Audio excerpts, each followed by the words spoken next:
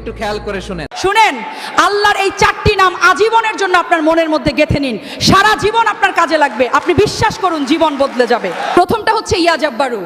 জীবনে যখন অনেক কষ্ট পাবেন, কাছের মানুষ যখন আপনার হৃদয়টা ভেঙে চুরমার করে দেবে, তখন প্রতিদিন এটা পড়বেন।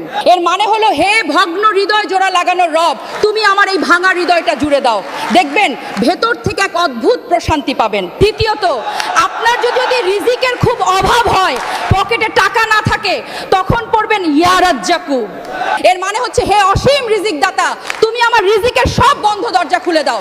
তৃতীয়ত, আপনি যখন ভীষণ ডিপ্রেশনে থাকবেন, টেনশনে যখন রাতের ঘুম হারাম হয়ে যাবে, তখন পড়বেন ইয়া সালামু। এর মানে হলো, হে শান্তির মালিক, আমার অশান্ত মনে তুমি শান্তি ঢেলে দাও।